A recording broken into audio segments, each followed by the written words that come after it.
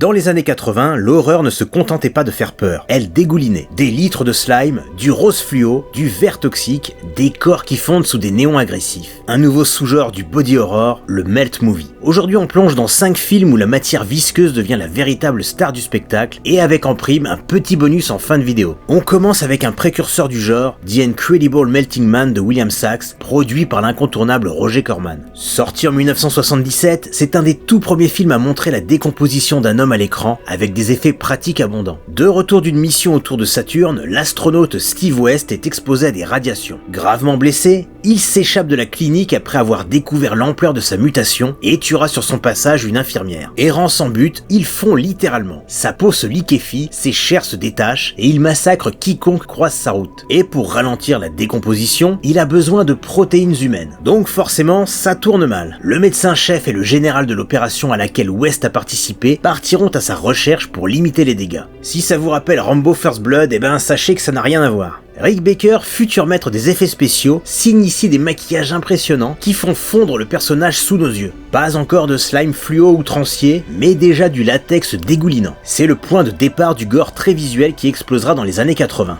En 4e position, nous avons Body Melt par le réalisateur australien Philip Brophy. Dur de rivaliser avec Peter Jackson qui régnait en maître sur le cinéma gore, avec notamment Bad Taste et Brain Dead, sortis un an avant ce film. Alors non, je vous arrête, c'est pas du tout une énième suite de Reanimator, même si la seringue remplie de liquide vert fluo pourrait le faire penser. Ici, une substance expérimentale est distribuée aux habitants d'un quartier tranquille. Et comme souvent au cinéma, la science dérape. Les effets sont progressifs, mais très vite on atteint le point crucial de cette soi-disant vitamine. Les corps fondent sous l'effet du produit, visages, membres, organes, tout se transforme sous nos yeux façon slime, avec une vision en caméra interne des plus foireuses. Body Melt n'est pas avare en effets pratiques qui s'enchaînent beaucoup sur le dernier tiers du film et certaines sont franchement réussies. On est dans le gore comico-grotesque et si vous êtes friand de black potash et de bruitage de bouteilles de ketchup, alors ce film est pour vous.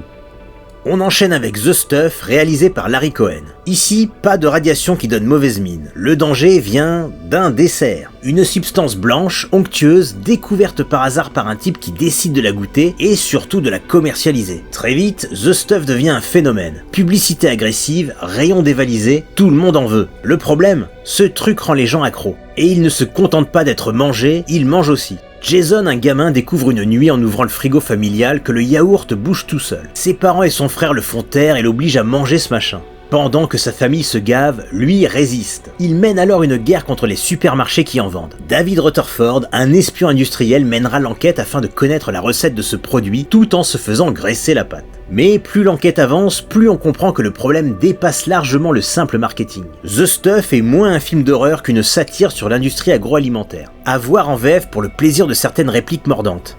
En 2e position, comment ne pas parler de Street Trash de Jim Munro, un incontournable du genre. On progresse dans une casse auto, refuge de SDF et de marginaux. Deux frères, Kevin et Freddy, tentent de survivre dans ce cloaque. Bronson, vétéran du Vietnam, fait régner la terreur. Tout est organisé autour de lui et on y trouve une galerie de personnages savoureux. Ce qui l'est moins, par contre, c'est cette trouvaille faite par Ed, le propriétaire d'une épicerie pas très fine. Une caisse de Viper, une gnôle qui déchausse les dents et pas que.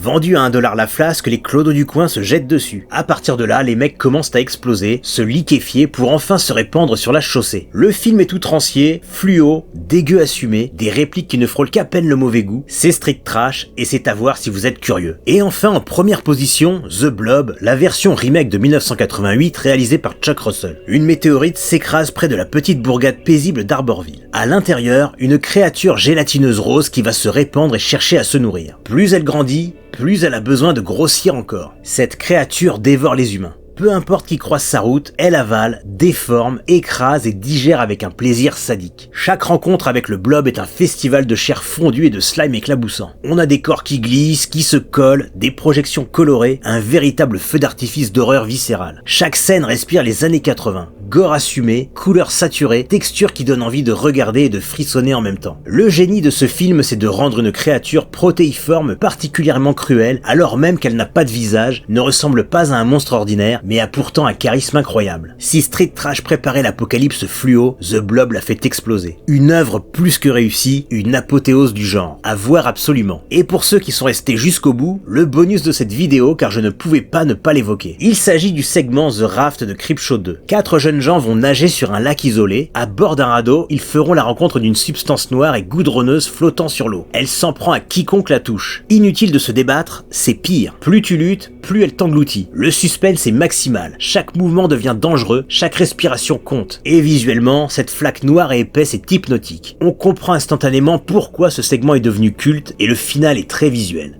Voilà qui conclut ce top. Si cette vidéo vous a plu, n'hésitez pas à mettre un pouce, un commentaire et même à vous abonner, pourquoi pas. Je vous dis à très bientôt pour une prochaine vidéo.